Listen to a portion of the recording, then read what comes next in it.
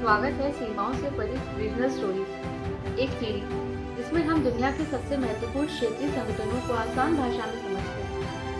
व्यापार समझौतों से लेकर राजनीतिक साझेदारियों तक यह संगठन यह तय करते हैं कि देश एक दूसरे से कैसे सहयोग करते हैं। हर एपिसोड में हम एक प्रमुख क्षेत्रीय संगठन यानी रीजनल ब्लॉक्स को जानेंगे, इसके सदस्य, उद्देश्य और इसके वैश्विक असर।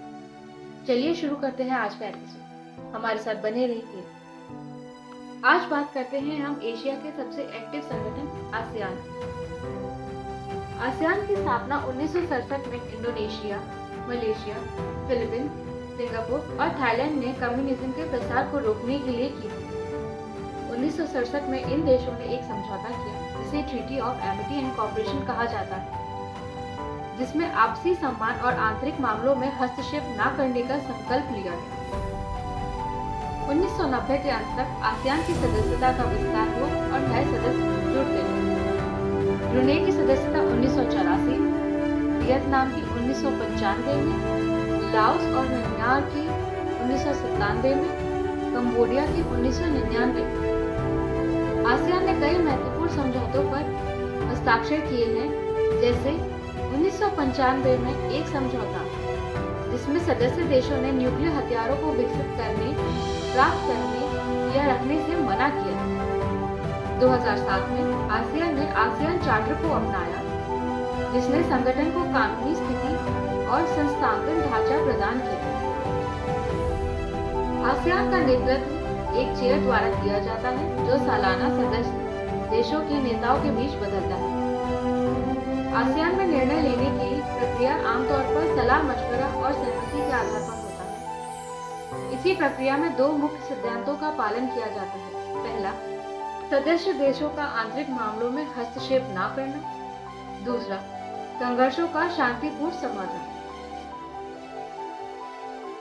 आसियान एशिया आर्थिक एकीकरण में एक केंद्रीय भूमिका निभाता है। 2023 के आंकड़ों के अनुसार आसियान देश की कुल जनसंख्या है 677 मिलियन लोग, जो इसे दुनिया का तीसरा सबसे अधिक आबादी वाला क्षेत्र बनाता है। आसियान देशों की विशेषता यह है कि यह आर्थिक और सांस्कृतिक विविधता है। इन देशों का संयुक्त जीडीपी 3.8 यानी $3.8 ट्रिलियन है, जो आसियान को एशिया की सबसे ताकतवर अर्थव्यवस्था में से एक बनाता है।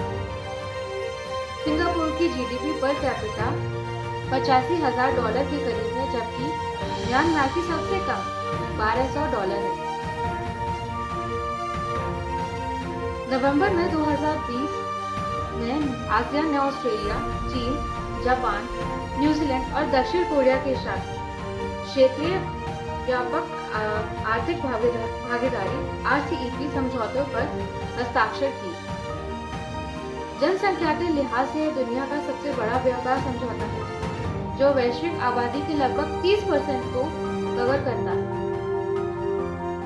यह समझौता पूर्वोत्तर, दक्षिण पूर्व एशिया के बीच आर्थिक सहयोग को बढ़ावा देता है। यह दुनिया के सबसे बड़े मुक्त व्यापार समझौतों को बनाने की प्रक्रिया में शामिल था और इसके अलावा 6 अन्य देशों के साथ मुक्त व्यापार समझौतों पर हस्ताक्षर किए हैं। तो ये था आसियान का एक नाम, एक मजबूत सोच। अगली बार मिलते हैं एक और बड़े क्षेत्रीय संगठन के साथ। तब तक स्टे क्यूरियस, स्टे कनेक्ट।